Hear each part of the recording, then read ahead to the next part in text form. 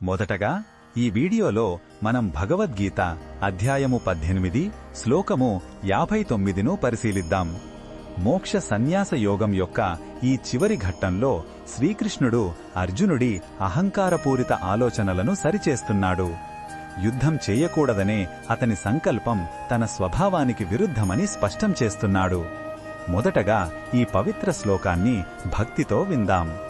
యదహంకారమాశ్రిత్య నయోత్స్య హితి మన్యసే మిథ్యైష వ్యవసాస్తే ప్రకృతిస్త్వాం నియోక్ష్యతి.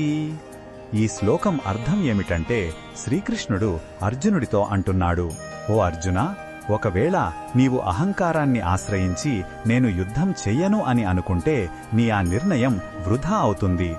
ఎందుకంటే నీ క్షత్రియ స్వభావమే నిన్ను యుద్ధం చేసేలా బలవంతం చేస్తుంది. మన సహజ గుణాలను మనం కాదనుకోలేము. ఈ శ్లోకంలో ఉన్న భావం మనకు ఏమి చెప్తుందంటే, మన అహంకారం మన నిజమైన ప్రకృతి లేదా స్వభావం ముందు నిలవలేదు.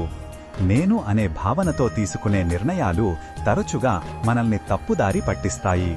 మన అంతరాత్మ, మన సహజ ప్రవృత్తి మనల్ని మన ధర్మం వైపు నడిపిస్తాయి. దానిని ఎవరూ ఆపలేరు. ప్రకృతి శక్తి ముందు మన అహంకారం చాలా బలహీనమైనది.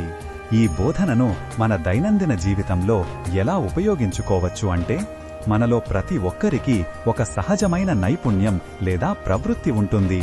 కొందరికి సేవ చేయడమిష్టం, మరికొందరికి సృజనాత్మకంగా ఉండటమిష్టం. మన స్వభావానికి విరుద్ధంగా కేవలం అహంకారంతో లేదా ఇతరుల కోసం వేరే పనులు చేస్తే మనకు సంతృప్తి లభించదు. మన స్వధర్మాన్ని గుర్తించి దానిని అనుసరించడమే మనకు శాంతినిస్తుంది.